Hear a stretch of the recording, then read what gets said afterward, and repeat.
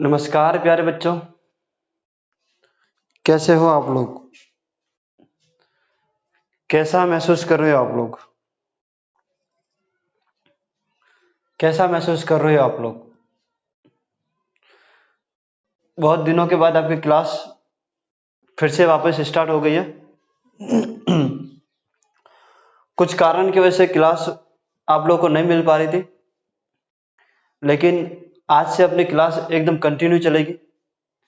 ठीक है।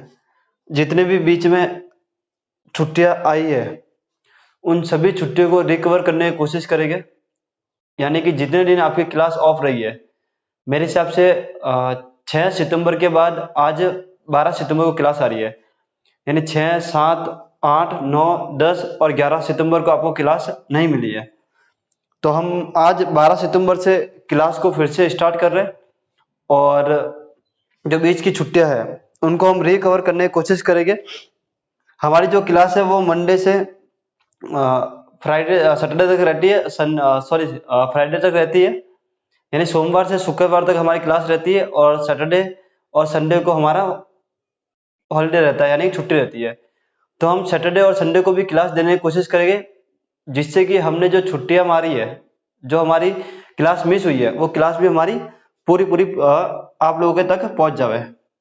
यानी कि जो सिलेबस है वो सही टाइम पर पूरा हो जावे। तो आप लोगों की एक्स्ट्रा क्लास भी लगेगी जो सैटरडे और संडे को होगी। तो आप लोगों को एकदम तैयार रहना है। अब से अब मेरे हिसाब से कोई हॉलीडे या फिर कोई छुट्टियां वगैरह नहीं होगी, शायद। हो सकता है ऐसा। कोशिश यही रहेगी कि आपकी क्लास मिस ना हो। अगर हो जाती है तो हम एक्स्ट्रा क्लास में लेकर उसे बराबर ला देंगे। तो बहुत दिनों के बाद हम जो प्रश्नावली स्टार्ट कर रहे हैं, वो प्रश्नावली 7वीं है। हमने मेंसुरेशन को पूरा कर लिया है। मेंसुरेशन में हमने सब कुछ पढ़ लिया था कि दो आकृतियों को जोड़ने पर क्या होगा, उसका क्षेत्रफल क्या होगा, उसका आयतन क्या होगा, यानी एरिया क्या होगा, वॉल्यूम क्या होगा, उसका कर्व सरफेस एरिया क्या होगा। हमने सब कुछ पढ़ लिया है। शायद मेरे हिसाब से आप लोगों को मैंने सीट प्रोवाइड नहीं करी है, तो वो सीट भी आप लोगों को अपने व्हाट्सएप चैनल पर मिल जाएगी। अपना जो व्हाट्सएप का जो ग्रुप है, उस पर आप लोगों को प्रोवाइड करा दी जाएगी। तो आप सीट जरूर लगाएं, और कंसेप्ट भी आपको पीडीएफ मिल जाएंगे, तो वो भी आप लोग जरूर रिवाइज करें। तो चलो, आज की जो हमारी प्रश्न वाली है वो 7वीं है। हम नया चैप्टर स्टार्ट कर रहे हैं, निर्देशांक ज्यामिति। अगर मैं इंग्लिश में इसके नाम की बात करूं तो इसको आप लोग बोलोगे कोऑर्डिनेट ज्योमेट्री। कोऑर्डिनेट ज्योमेट्री क्या बोलोगे आप लोग? Coordinate geometry. कोऑर्डिनेट ज्योमेट्री, निर्देशांक ज्यामिति। अगर इंग्लिश नाम आप लोग समझोगे तो इसको बोलोगे कोऑर्डिनेट ज्योमेट्री। पहले हम इसके नाम के मतलब को समझ लेते। इसका जो नाम है, इसके नाम के मतलब को हम समझ लेते। इसकी आत्मा यानी इसकी रूह को हम टच कर लेते एक बार। यानी कि अगर हम नाम के मतलब को समझेंगे, तब इसकी आत्मा को और इसकी रूह को समझ पाएंगे। यानी कि सिंपल सी भाषा में बोलूं मैं आप लोगों को, इस पार्ट में क्या चल रहा है या फिर क्या होने वाला, वो हमें मोटा मोटा समझ में आ जाएगा। तो पहले हम समझने की कोशिश करते हैं कोऑर्डिनेट ज्योमेट्री का मतलब होता क्या है, यानी निर्देशांक ज्यामिति होते क्या है। अगर मैं कोऑर्डिनेट की बात करूं तो इसका मतलब होता है तालमेल। इसका मतलब होता है तालमेल। आप लोगों ने सुना होगा, आप लोगों को बोला जाता है कि कोऑर्डिनेशन बनाए रखो, कोऑर्डिनेशन बनाए रखो, तालमेल को बनाए रखो। ऐसा आप लोगों को सुना होगा अक्सर लोगों के मुंह से कि कोऑर्डिनेशन बनाए रखो, यानी कि तालमेल को बनाए रखो। ऐसा आप लोगों को सुना होगा। तो कोऑर्डिनेट का मतलब होता है तालमेल। ज्योमेट्री की बात करूं, अगर मैं ज्योमेट्री की बात करूं तो ज्योमेट्री यानी कि ज्यामिति गणित की एक शाखा है। गणित की एक शाखा ज्यामिति है, यानी कि ज्योमेट्री है, जिसमें हम बिंदु हो, लाइन या वक्र के अध्ययन करते हैं। आप लोग ऐसे समझोगे भाई कि ज्यामिति एक गणित की शाखा है, जिसके अंदर हम कुछ बिंदु हो गए या फिर लाइंस होगी या फिर वक्र हो गए, इनका हम अध्ययन करते हैं। अगर इस पूरे नाम के मतलब की बात करूं मैं कोऑर्डिनेट ज्योमेट्री की, तो मोटा मोटा सा मतलब ये निकलता है इसका कि एक सतह पर, यानी कि प्लेन सरफेस पर, यानी कि सतह पर कुछ बिंदु होंगे और उनका कुछ ना कुछ तालमेल होगा। उसको आप लोग क्या बोलोगे? कोऑर्डिनेट ज्योमेट्री बोलोगे, या फिर निर्देशांक ज्यामिति कहोगे। यानी कि एक सतह पर या प्लेन सतह पर कुछ बिंदु होंगे और उनके तालमेल को बनाया होगा, यानी कुछ रेखाएं होगी, कुछ बिंदु होंगे, कुछ वक्र होगा, उनका कुछ ना कुछ तालमेल होगा। उसका अध्ययन हमको इस प्रश्नावली में करना है। तो नाम का मतलब आप लोगों को समझ में आ गया होगा कि कोऑर्डिनेट ज्योमेट्री का मतलब क्या होता है। किसी सतह पर या किसी प्लेन सतह पर किसी बिंदु या बहुत सारे बिंदुओं के तालमेल को अपन को पढ़ना है, यानी उसका अध्ययन आप लोगों को करना है। अगर मैं प्लेन सतह की बात करूं, अगर मैं प्लेन सतह या सरफेस की बात करूं, प्लेन सरफेस की, तो उसको हम कहेंगे कार्तीय तल, कार्टेशियन। क्या बोलेगा मुझे? कार्टेशियन बोलेंगे। या फिर आप लोग कार्तीय तल समझो, आप लोग ऐसा समझो नॉर्मल सी भाषा में कि आपका जो ग्राफ पेपर है वो अपना जो कार्तीय तल होगा, यानी कि जो बिंदु बिंदु हो गया हमारे, जो हमारी रेखाएं होगी, जो हमारे वक्र बनेंगे, वो किस पर बनेंगे? किसी कार्तीय तल पर बनेंगे। और उस कार्तीय तल को आप लोग क्या बोलोगे? आपका जो ग्राफ पेपर है वो। अगर मेरे कार्तीय तल की बात करो तो ये बोर्ड है, और आप जिस पर इनका अध्ययन करोगे या जिस पर आप लोग इनको बनाने वाले हो, उसके लिए आप लोग किसे यूज करोगे? ग्राफ पेपर को यूज करोगे। ग्राफ आप लोगों ने 9th क्लास में पढ़ी थी। 9th क्लास में आप लोगों ने निर्देशांक ज्यामितियों को पढ़ा था कि निर्देशांक क्या होते हैं, इन निर्देशांकों को ग्राफ पेपर पर कैसे प्लॉट किया जाता है।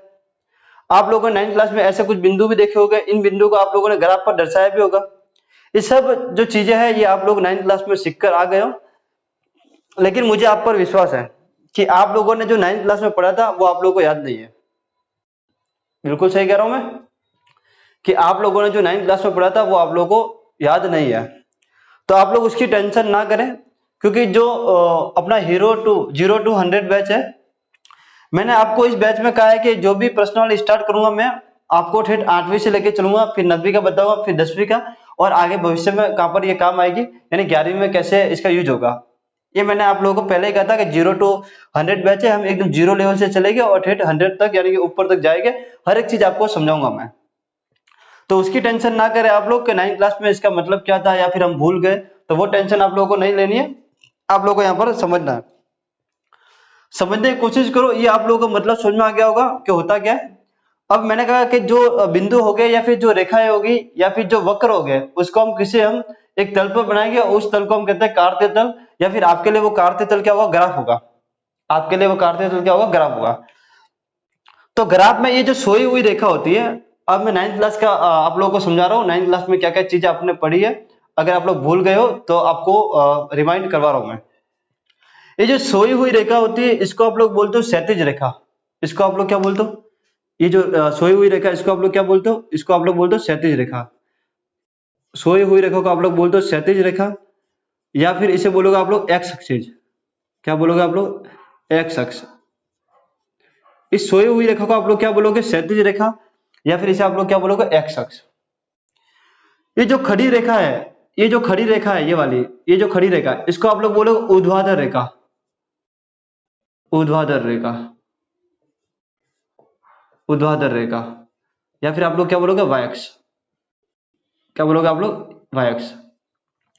सोई हुई रेखा को आप लोग क्षैतिज रेखा बोलते हो, यानी कि एक्स अक्ष बोलते हो। खड़ी हुई रेखा को आप लोग ऊर्ध्वाधर रेखा बोलते हो, यानी कि वाय अक्ष बोलते हो। जहां पर ये दोनों रेखाएं काटती है, यानी कि जो एक्स अक्ष और वाय अक्ष काटती है, इसको आप लोग ओ बोलते हो, या फिर इसको आप लोग बोलोगे मूल बिंदु। क्या बोलोगे आप लोग? इसको इसको बोलोगे आप लोग मूल बिंदु। क्या बोलोगे आप लोग? इसको मूल बिंदु। यानी जहां पर ये दोनों रेखा काटेगी उसको आप लोग क्या बोलोगे? मूल बिंदु। मूल बिंदु, इसको आप लोग क्या बोलते हो? मूल बिंदु। तो जो सोई हुई रेखा है वो आपकी क्या कहलाएगी? एक्स अक्ष। जो खड़ी रेखा है वो आपकी क्या कहलाएगी? वाय अक्ष। और जहां पर ये दोनों रेखाएं काटती है उसको आप लोग क्या बोलते हो? मूल बिंदु कहते हो। क्या कहोगे आप लोग? मूल बिंदु कहोगे। ये आप लोगों ने पढ़ा है, लेकिन मैं एक बार आपको फिर से रिवाइज कर रहा हूँ। जब ये दोनों रेखाएं एक दूसरे को काटती है तो ये 4 भागों में बढ़ जाती है, जिसको आप लोग बोलते हो चतुर्थांश। आप लोगों ने देखा होगा जब ये दोनों रेखाएं एक दूसरे को काटेगी ऐसे, तो ये 4 भाग बनाएगी, एक ये वाला, एक इसके नीचे वाला, एक ये वाला और एक ये वाला। इसको हम बोलते हैं चतुर्थांश। क्या बोलेंगे हम इसको? चतुर्थांश। इस वाले भाग को हम पहला चतुर्थांश कहेंगे, फर्स्ट क्वाड्रेंट। इस वाले भाग को हम सेकंड क्वाड्रेंट कहेंगे, यानी द्वितीय चतुर्थांश। इस वाले भाग को हम तीसरा चतुर्थांश कहेंगे, थर्ड क्वाड्रेंट। और इस वाले को हम फोर्थ क्वाड्रेंट यानी चतुर्थ चतुर्थांश कहेंगे। यहाँ पर जो x का और y का मान होगा, यहाँ पर जो x और y का मान होगा वो प्लस प्लस होगा। यहाँ पर जो बिंदु आने वाले हैं इस तल पर वो क्या होगा? प्लस प्लस होगा। ये समझाने से पहले मैं आप लोगों को ये समझा देता हूँ कि निर्देशांक होता क्या है। ये समझाने से पहले आप लोग समझ जाओ कि निर्देशांक होता क्या है, फिर आप लोग को प्लस माइनस जो मैं बोल रहा हूँ वो ऑटोमेटिक आप लोग को समझ में आएगा। आप लोग ऐसे समझने की कोशिश करो कि मानो आप लोगों ने ये एक आप लोग का एक कमरा है, आप लोगों का एक कमरा है, या फिर मान लो ये ग्राफ है, ये ग्राफ है, यानी कि इस पर एक सोई हुई रेखा और एक खड़ी हुई रेखा है। यहाँ पर कुछ ना कुछ वस्तु है, जैसे मान लो मैंने यहाँ पर कुछ वस्तु रखी है, यहाँ पर एक वस्तु है। अगर मैं बोलूंगा आप लोगों को कि ये वस्तु है, ये वस्तु कहां पर है, यानी कि ये जो पहला चतुर्थांश है, ये द्वितीय चतुर्थांश है, ये तृतीय है, ये चौथा चतुर्थांश है, ये पहले चतुर्थांश पर कहां पर स्थित है, यानी कि ये जो वस्तु है ये पहले चतुर्थांश में या फिर इस कार्तीय तल पर कहां पर स्थित है। तो आप लोग क्या करोगे, इसका मेजरमेंट करोगे, आप लोग क्या करोगे, इसका मेजरमेंट करोगे।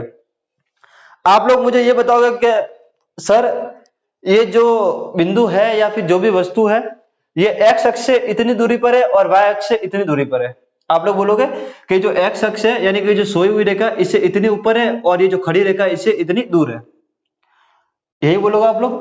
या फिर आप लोग मापोगे भाई कि यहाँ से यहाँ तक की जो दूरी है वो कितनी है, 3 है, और यहाँ से यहाँ तक की दूरी वो 2 है, ऐसे आप लोग मापोगे 2 मीटर है, 3 मीटर है। इसको मापने के बाद आपको कुछ ना कुछ लिखना पड़ेगा, बताना पड़ेगा कि एक्स से कितने मीटर दूर है और वाई से कितने मीटर दूर है। तो इस वस्तु को या फिर इस बिंदु को दर्शाएगा आप लोग, उसी को आप लोग बोलोगे निर्देशांक। फिर से समझने की कोशिश करो आप लोग कि ये एक वस्तु है जिसको हमने कार्तीय तल में रखा है और हम जानना चाहते हैं कि ये वस्तु कहां पर है, हम जानना चाहते हैं कि ये वस्तु कहां पर है, भाई कहां पर ये वस्तु पड़ी हुई है। तो आप लोग क्या करोगे, आप लोग ये करोगे, आप लोग ये जानने की कोशिश करोगे कि भाई ये जो सोई हुई रेखा है जिसको आप लोगों ने एक्स अक्ष कहा है और जो ये खड़ी रेखा है जिसको आप लोगों ने वाई अक्ष कहा है, ये एक्स अक्ष के से कितनी दूरी पर है और वाई अक्ष से कितनी दूरी पर है, ये आप लोग निकालोगे। मान लो हमने निकाला भाई कि ये एक्स अक्ष से इतनी दूर है, मान लो ये मान लेते हैं हम कि भाई 3 मीटर की दूरी पर है, मीटर लिख रहा हूं मैं अभी, और ये जो वाई अक्ष है इससे मान लो 2 मीटर की दूरी पर, ऐसे मैंने मान लिया। अब इसको आप लोग बताओगे हमें, उसी को बताने को क्या कहते हैं आप लोग, निर्देशांक कहते हो। लेकिन बताने का एक तरीका होता है, जो एक्स वाला मान होता है उसको आप लोग आगे लिखते हो और जो वाई वाला मान होता है उसको आप लोग पीछे लिखते हो। जो एक्स वाला मान होता है उसको आप लोग आगे लिखते हो और जो वाई वाला मान होता है उसको पीछे लिखते हो। और इस टाइप से अगर आप किसी वस्तु को दर्शाओगे तो वो उसका कहलाएगा, निर्देशांक कहलाएगा।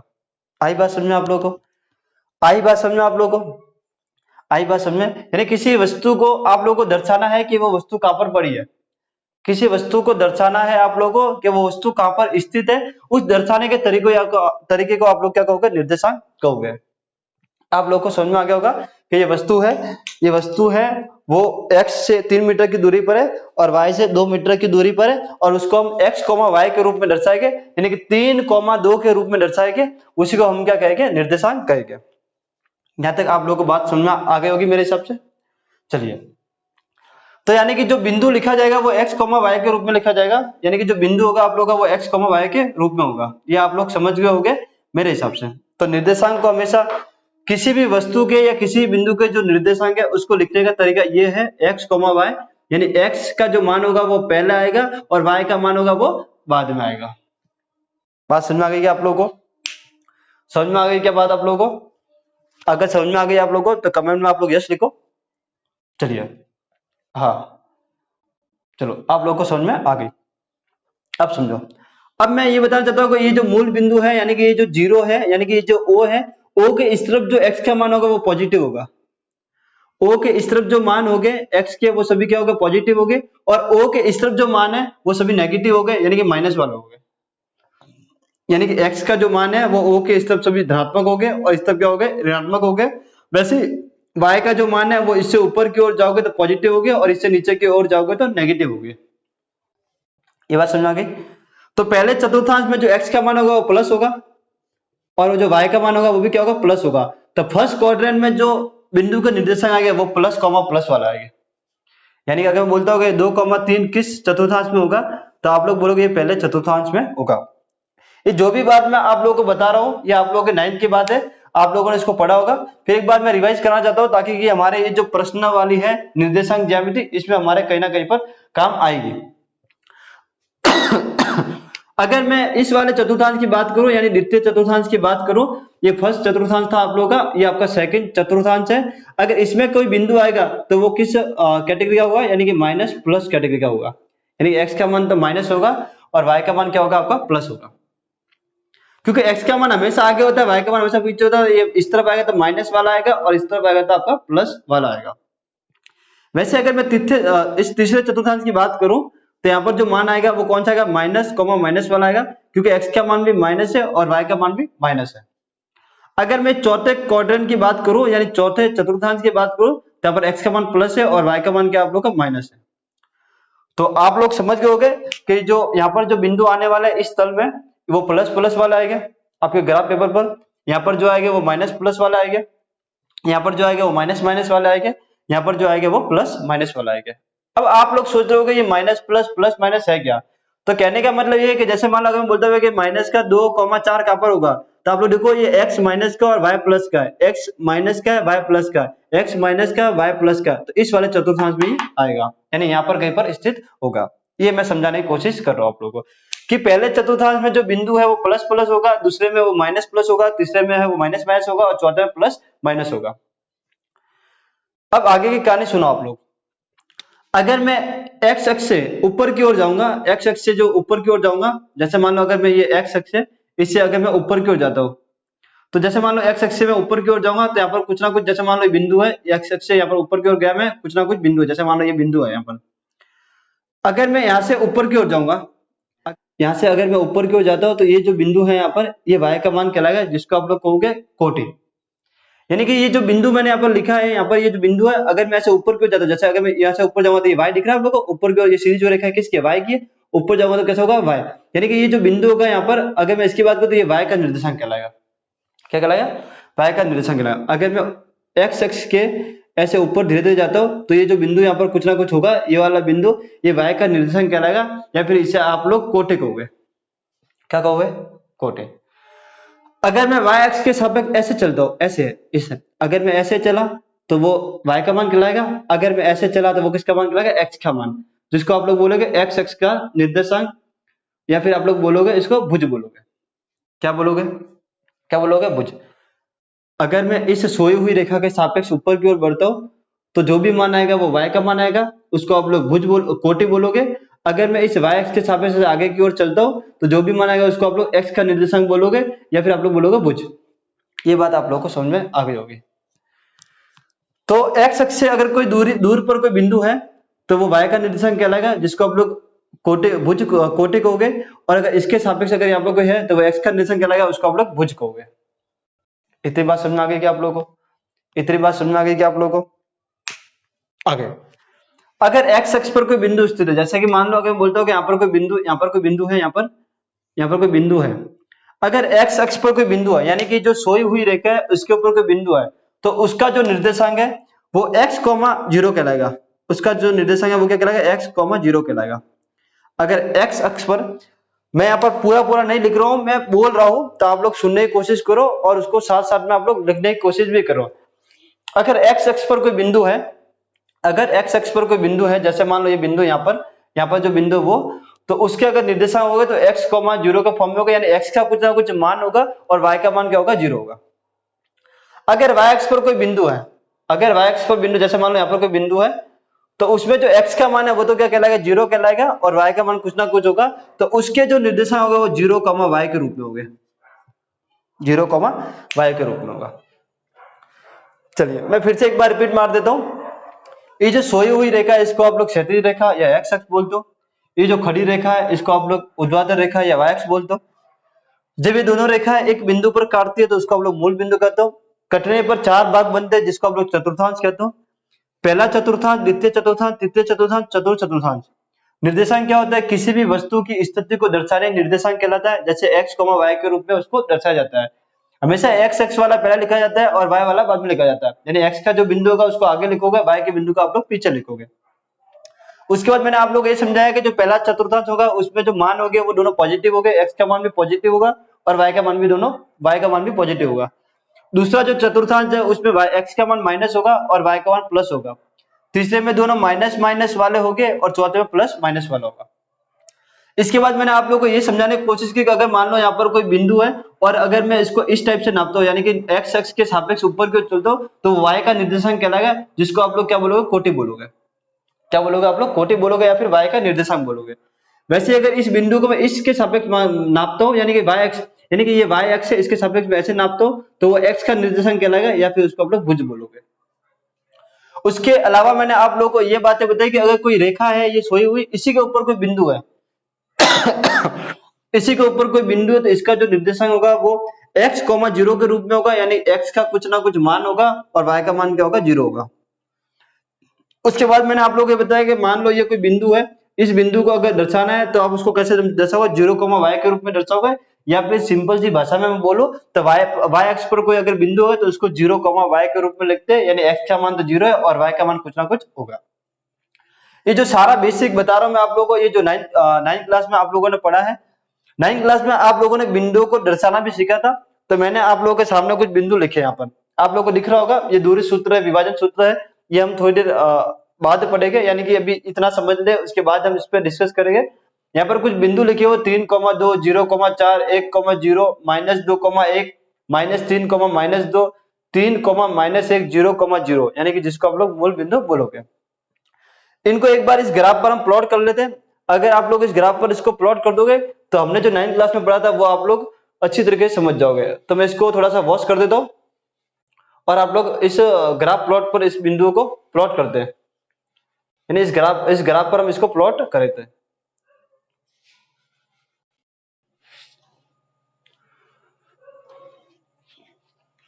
तो हम ये बात करते हैं कि जो बिंदु है इनको ग्राफ पर प्लॉट कैसे करना है। आपको ये पहला बिंदु दिख रहा है 3,2, 3,2, यानी कि x पर हमें 3 जाना है, यानी कि x ये रहा, x पर हमें कितना जाना है 3, यानी कि ये यहाँ पर, और y पर हमें कितना जाना है 2, यानी y पर हमें कितना जाना है यहाँ से इतना पर, यानी कि यहाँ पर 2, यानी कि ये x पे हम ऐसे चलते चलते 1, 2, 3, ये x का मान है, और y पर हमें जाना है 1, 2, यानी कि यहाँ पर। तो ये जो बिंदु होगा यहाँ पर कहीं पर होगा, यहाँ पर ये क्या बिंदु कहलाएगा, 3,2, ये हमारा 3,2 वाला बिंदु है। दूसरा है हमारा 0,4, तो x का मान तो इसमें 0 है, यानी कि यहाँ पर, यानी कि हम x पर तो चले ही नहीं, और y पर हमें कितना चलना है 4, x का मान तो 0 है यानी कि यहाँ पर, और y का मान कितना 4, यानी कि y पर हमें चलना है, यानी कि यहाँ पर। तो ये जो बिंदु आएगा वो कहाँ पर आएगा, यहाँ पर। ये जो बिंदु है आपका क्या है, 0,4, ये जो बिंदु ये क्या आपका 0,4। तीसरा जो बिंदु है वो आपका 1,0, 1,0, यानी x पर तो हमें कितना चलना है, ये x है हमारा, यहाँ पर हमें कितना चलना है, 1 चलना है, और y पर हमें कितना चलना है 0, यानी कि y का मान तो 0 यहाँ पर है, और x पर हम कितना चले यहाँ पर 1। तो ये जो बिंदु आएगा क्या आएगा आपका 1,0, क्या आएगा आपका 1,0। चौथा जो बिंदु वो आपका -2,1, यानी x पर तो हमें माइनस की 2 दूरी चलना है और y पर हमें 1 चलना है, यानी कि x पर हमको कितना चलना है, -1, -2, यानी कि यहाँ पर चलना है, और y पर हमें कितना चलना है 1। तो एक ऊपर की ओर है प्लस वाला, नीचे माइनस की ओर, हमें ऊपर की ओर जाना है, यानी कि यहाँ से यहाँ पर, यानी यहाँ पर जो बिंदु आएगा वो कौन सा आएगा आपका -2,1, ये आपका चौथा बिंदु है। अगर हम पांचवें बिंदु की बात करते हैं -3, -2, यानी कि x पर हमें कितना चलना -3, यानी कि -1, -2, -3, और y पर हमें कितना चलना -2, यानी कि 1 और 2, यानी कि यहाँ पर जो बिंदु आएगा आप लोगों का यहाँ पर वो आपका क्या आएगा -3, -2। अगर मैं इसकी बात करूं तो 3, -1, 3, यानी x पर हमें कितना चलना 3, ये 1, 2, 3 यहाँ पर, और y पर हमें कितना चलना -1, यानी कि ये नीचे की ओर आएगा यहाँ पर की ओर। तो ये जो बिंदु वो कितना आपका 3, -1। अब ये जो बिंदु 0,0, इसको आप लोग बोलते हो मूल बिंदु, और 0,0 यानी कि ना हमें x पर चलना है ना हमें y पर चलना है, तो ये वाला जो बिंदु है वो हमारा कौन सा मूल बिंदु। इस टाइप से आप लोगों ने बिंदुओं को 9th क्लास में भरना सीखा था, जैसा कि हम लोग यहाँ पर भर रहे हैं। और मैंने अभी आप लोगों को शुरुआत में कहा था कि जो हमारी प्रश्न वाली है उसमें कुछ बिंदु हो गए, उस बिंदुओं को तालमेल को कैसे हमको बनाना है, यानी ये जो प्रश्न वाली है, इस प्रश्न वाली का मतलब ये है कि एक ग्राफ पेपर होगा, आपके लिए ग्राफ पेपर होगा, या फिर उसको आप लोग बोल सकते हो कार्तीय तल। उस कार्तीय तल में कुछ बिंदु होगा और बिंदुओं के तालमेल को हमको इस प्रश्नावली में पढ़ना है कि उन बिंदुओं का तालमेल कैसे करना है। तो आप लोग यहाँ पर देख रहे हो पहला जो सूत्र है वो है आपका दूरी सूत्र। आप लोग जो यहाँ पर देख रहे हो पहला जो सूत्र है वो आप लोगों का क्या है, दूरी सूत्र।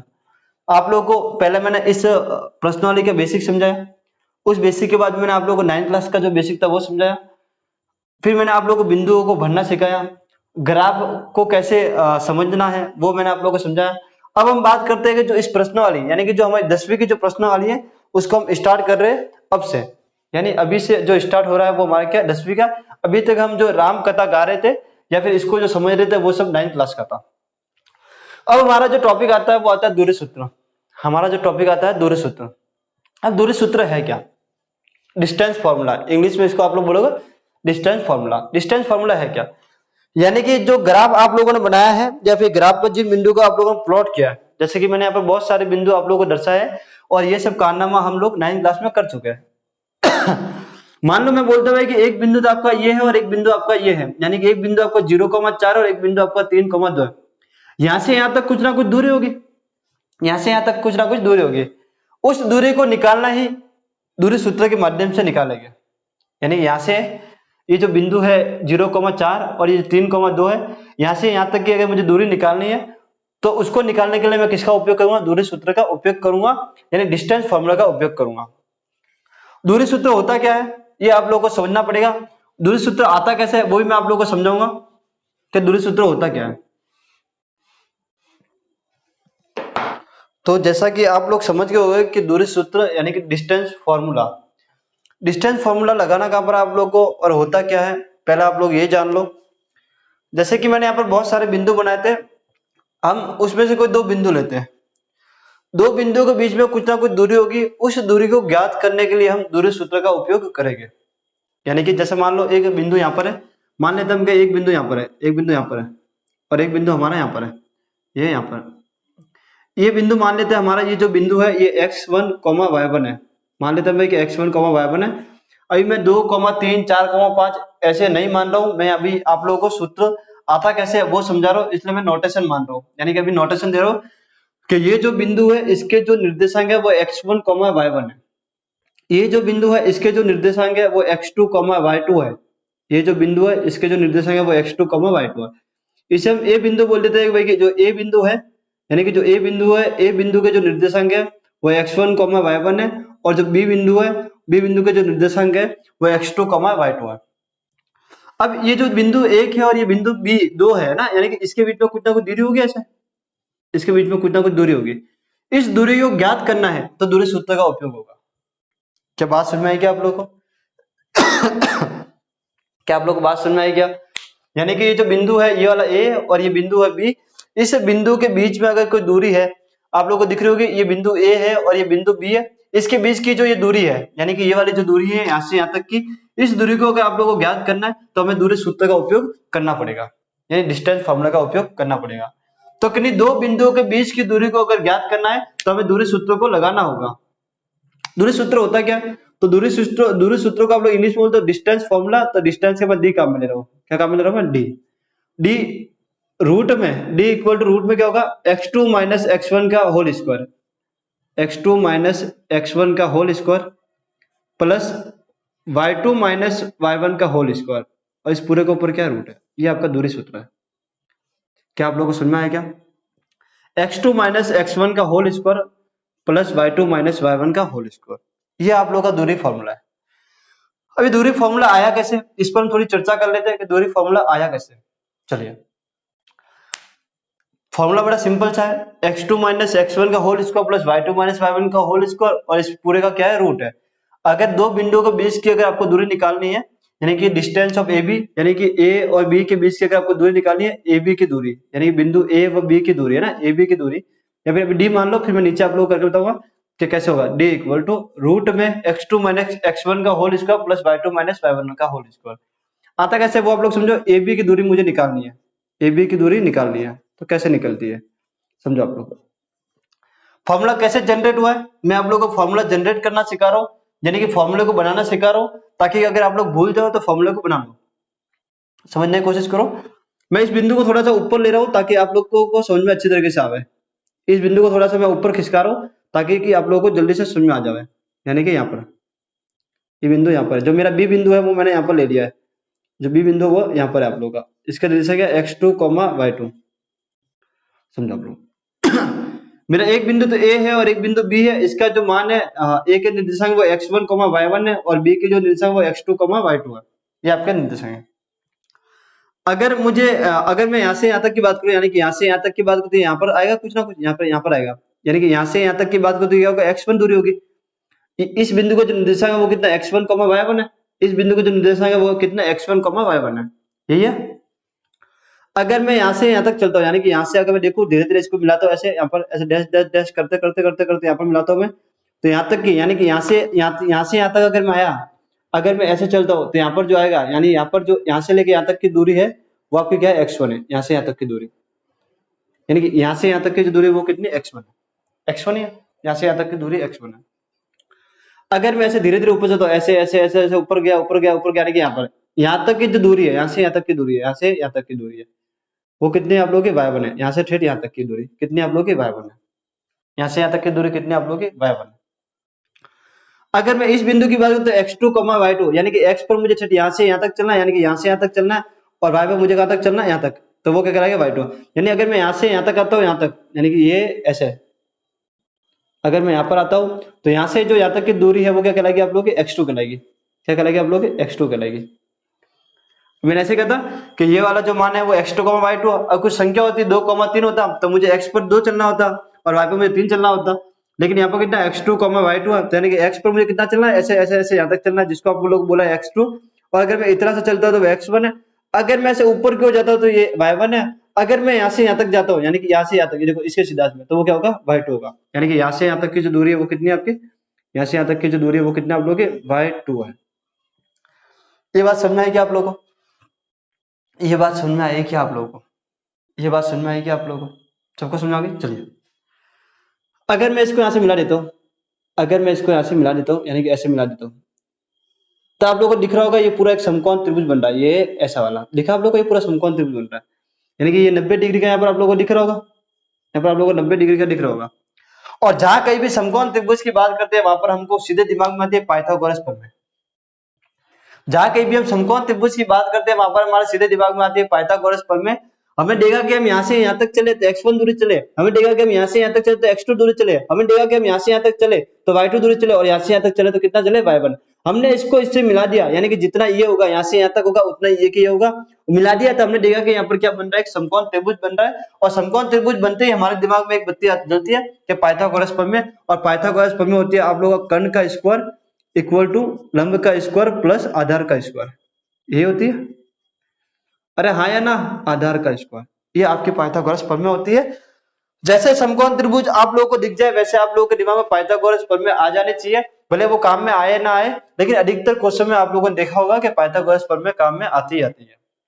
चलिए बात करें मैं इस दूरी की, यानी इतनी सी दूरी कितनी होगी, अगर मैं इस दूरी की बात करूं, अगर मैं इस दूरी की बात करूं तो इतनी सी दूरी कितनी होगी, तो आप लोग देखोगे अगर ये इतनी बड़ी दूरी है, यानी कि ये इतनी बड़ी दूरी में से अगर मैं ये दूरी को माइनस कर दूं, अगर इतनी बड़ी दूरी में से अगर इस दूरी को मैं माइनस कर दूं तो मेरे पास में ये दूरी आ जाएगी, और वो कितना है कि ये पूरी x2 है और ये पूरा x1 है, तो x2 में से अगर मैं x1 घटाऊंगा तो ये दूरी आएगी। बात समझ में आई क्या आप लोगों को। अगर आप लोग को ऐसे समझ में आया तो आप लोग ऐसे समझो कि यहाँ से यहाँ तक की जो दूरी है वो 6 सेंटीमीटर है, कितनी है, 6 सेंटीमीटर, और यहाँ से यहाँ तक की जो दूरी है वो 2 सेंटीमीटर है, तो ये कितना होगा, ये कितना होगा, 4 सेंटीमीटर होगा। कितना होगा भाई, 4 सेंटीमीटर होगा। कैसे निकाला आप लोगों ने, 6 में से आप लोगों ने 2 घटा दिया तो कितना है, 4 आया।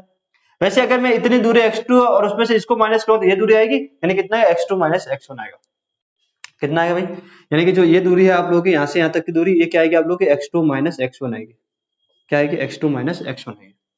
आई बात समझ में आप लोगों को, x2 माइनस x1 आएगी।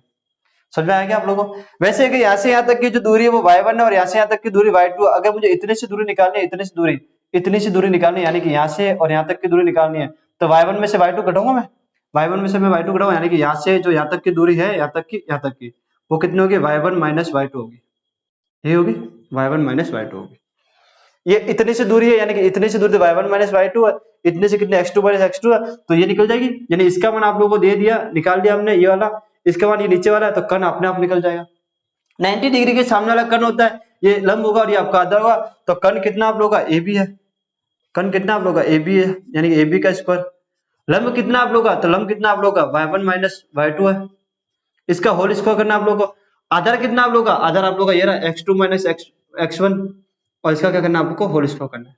अगर मुझे कर्ण का मान निकालना है, ये कर्ण स्क्वायर है, अगर मुझे कर्ण का मान निकालना है तो मैं क्या करूंगा, इस स्क्वायर को हटाने वर्गमूल करूंगा और ये पूरा क्या आ जाएगा वर्गमूल में, y1 माइनस y2 का square plus x2 minus x1 का स्क्वायर, और ये क्या आप लोगों का दूरी सूत्र है, ये क्या आप लोगों का दूरी सूत्र है।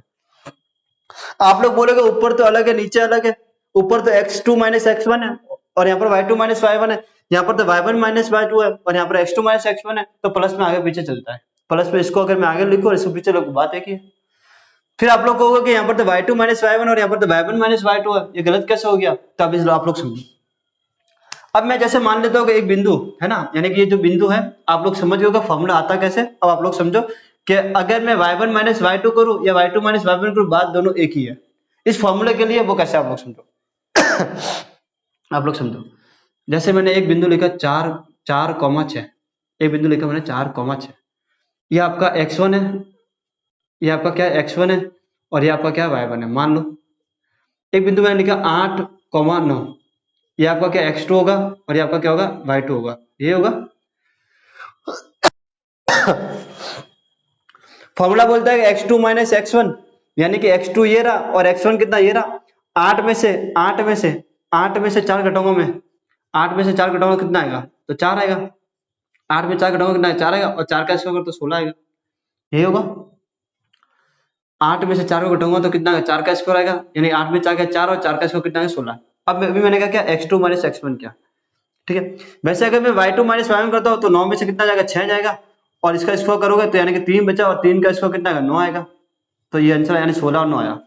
अभी आप लोग फॉर्मूला के अंदर मान रखना नहीं सीखो, मैं आप लोग बताऊं कि ये और ये दोनों चीज एक है। आप लोग इसको ऐसे भी लिख सकते हो, ऐसे भी लिख सकते हो, कोई टेंशन नहीं है। अब समझो, अभी बोलता भाई चलो यहाँ पर तो मैंने y2 माइनस y1 किया, अभी बोलता है मैं y1 माइनस y2 करो। जैसे कि यहाँ पर आप लोग देख लोगे, आपको ऐसा लग रहा है, तो y1 कितना आप लोग का, y1 कितना आप लोग का, y1 कितना आप लोग का 6, माइनस y2 कितना आप लोग का 9 और इसका स्क्वायर, यहाँ पर स्क्वायर दिख रहा है ऊपर ऊपर स्क्वायर। 6 में से 9 गया कितना होगा, माइनस का 3, और माइनस का 3 का भी अगर मैं स्क्वायर करूँ कितना होगा, 9 ही होगा। तो प्लस के 3 का स्क्वायर करो तो भी 9 आएगा, और माइनस का 3 का स्क्वायर करो तो भी 9 आएगा। इसलिए इस फॉर्मूले को हम इस टाइप से भी लिख सकते हैं कि जो ये जो फॉर्मूला है इसको हम इस टाइप से भी लिख सकते हैं। मैं यहाँ पर आपको लिख के बताता हूँ।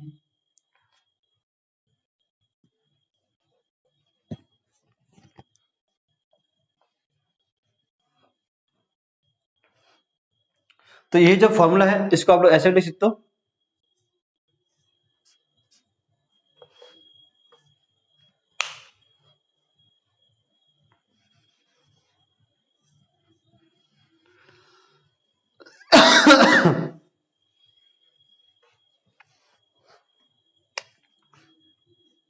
ये जो फॉर्मूला है इसको आप लोग ऐसे भी लिख सकते हो, x1 माइनस x2 का square whole square plus y1 minus y2 का होल स्क्वायर।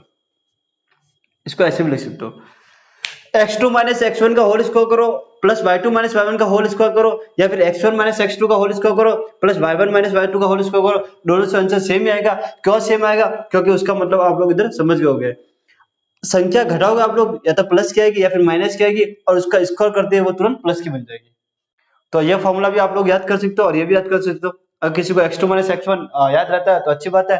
किसी को अगर x1 माइनस x2 इसका whole square plus y1 minus y1 का होल y2 का होल स्क्वायर याद रहता है तो भी सही है। दोनों से आंसर सेम आएगा। क्यों आता है उसका मतलब आप लोग समझ गए होंगे। 9 में से 6 घटाऊंगा तो 3 आएगा, और 6 में से 9 घटाऊंगा तो माइनस का 3 आएगा। दोनों का वर्ग तो आ रहा 9 ही है। तो आपको इतनी टेंशन नहीं पालनी है, ये आगे पीछे होगा तो भी चलेगा। फॉर्मूला आता कैसा ये भी मैंने आप लोगों को समझा दिया, फॉर्मूला होता क्या वो भी मैंने आप लोगों को समझा दिया। अब इस फॉर्मूले पर जो सवाल है वो कैसे लगेगा वो मैं आप लोगों को एक बार समझा देता हूँ। कि चलो मान ले कि दो बिंदु आप लोगों को दे रखे, मान लेते हैं हम कोई दो बिंदु आप लोगों को दे रखे, मान लेते हैं कि हमको दो बिंदु दे रखे हैं। हम बोलते हैं कि हमारा जो दो बिंदु है, यानी कि हमारा जो दो बिंदु है, मान लेते हैं कि ए बिंदु है वो हमारा 3,4 है, और बी बिंदु है वो हमारा कितना है 7,2 है। ये जो ए बी के बीच की दूरी है वो हमें निकालनी है। ए बी के बीच की दूरी जो निकालनी है, ए बी की दूरी, ए बी के बीच की जो दूरी है वो हमें निकालनी है। फॉर्मूला हमारा ये होगा, या तो ये यूज करो या ये यूज करो, दोनों एक ही है। चलो रूट में क्या होगा, x2 माइनस x1 या फिर x1 माइनस x2 कुछ भी लिखो। चलो तो x2 कितना, ये आपका x1 है, ये आपका y1 है, ये आपका x2 है, ये आपका y2 है। यानी कि एक बिंदु को एक नाम देना है और एक बिंदु को आपको दो नाम देना है। अगर इसको x1, y1 नाम देते हो तो इसको x2, y2 नाम देना पड़ेगा। इसको x1, y1 नाम दोगे तो इसको x2, y2 नाम देना पड़ेगा। चलिए तो x2 माइनस x1 का होल स्क्वायर प्लस y2 कितना 2 माइनस y1 कितना 4 का होल स्क्वायर। अगर आप लोग इसको सॉल्व करोगे तो रूट में कितना है, 7 में 3 के 4 और 4 का स्क्वायर, यानी कि 4 का स्क्वायर। हाँ, 2 में से माइनस 4 गया तो माइनस का 2 और इसका स्क्वायर। 7 में से 3 गया तो 4, 4 का स्क्वायर, 4 में से 2 गया तो माइनस का 2 और इसका स्क्वायर। 4 चौक कितना होगा 16, 4 चौक कितना होगा 16 और 2 दूनी कितना होगा 4। माइनस का वर्ग करोगे तो भी प्लस में आएगा, प्लस का वर्ग करोगे तो भी माइनस में आएगा, तो कितना आएगा 4 और 16 20, यानी कि जो दूरी है वो कितना है √20। अगर सेंटीमीटर में तो सेंटीमीटर लिखना है आप लोगों को, सेंटीमीटर में तो आप लोगों को सेंटीमीटर लिखना है। इस टाइप से आप लोगों को ए और बी दो बिंदु दे रखे होंगे, इस टाइप से आप लोगों को ए व बी बिंदु दे रखे होंगे और इस फॉर्मूले के अंदर आपको इस टाइप से मान रख के कैलकुलेशन करके आपको दूरी निकालनी है। तो आप लोगों को बड़ी व्यवस्थित ढंग से ये क्लास समझ में आ गई होगी कि निर्देशांक ज्यामिति होते क्या है। 9th क्लास में आप लोगों ने ग्राफ के बारे में पढ़ा था, वो सब मैंने आप लोगों को बता दिया। फिर ग्राफ पर कैसे बिंदु को दर्शाया जाता है वो भी मैंने आप लोगों को बता दिया। इसके बाद में दूरी सूत्र होता है क्या x2 - x1 का whole square plus y2 - y1 का होल स्क्वायर रूट के अंदर। इसको अगर आप लोग आगे पीछे लिखते हो तो भी टेंशन नहीं है, क्योंकि जब आप लोग इसको घटाओगे और उसका वर्ग करोगे तो आंसर जो आने वाला है वो प्लस के अंदर ही आएगा। तो आप लोगों को टेंशन नहीं लेना, x2 - x1 बोलो या फिर x1 - x2 का होल स्क्वायर बोलो, दोनों बात एक ही है, क्योंकि वो माइनस वाला हो गया वो भी स्क्वायर होने पर प्लस हो जाएगा और प्लस वाला होगा वो भी स्क्वायर होने पर प्लस ही होगा। अगर दो बिंदु दे रखे हैं तो दूरी सूत्र को लगा के आप लोग को इस टाइप से आंसर निकालने। दूरी सूत्र आता कैसे है, तो ये समकोण त्रिभुज की सहायता से आता है, यानी पाइथागोरस प्रमेय लगाओगे आप लोग तो ऑटोमेटिक आपका दूरी सूत्र आ जाएगा। तो आज की क्लास को हम यही विराम देते हैं, बाकी की जो कहानी है वो हम कल करेंगे। दूरी सूत्र पर आधारित कुछ सवाल है, आपकी जो प्रश्न वाले 7.1 है उसमें, उसको हम कल स्टार्ट करेंगे। आज ये बेसिक है जिसको आप लोग अच्छी तरीके से नोट डाउन कर लो और रिवाइज करते रहो। पिछला भी आप लोगों ने रिवाइज किया होगा, मैं आपसे आशा करता हूँ इतनी कि आप लोगों ने पिछला भी रिवाइज कर लिया होगा।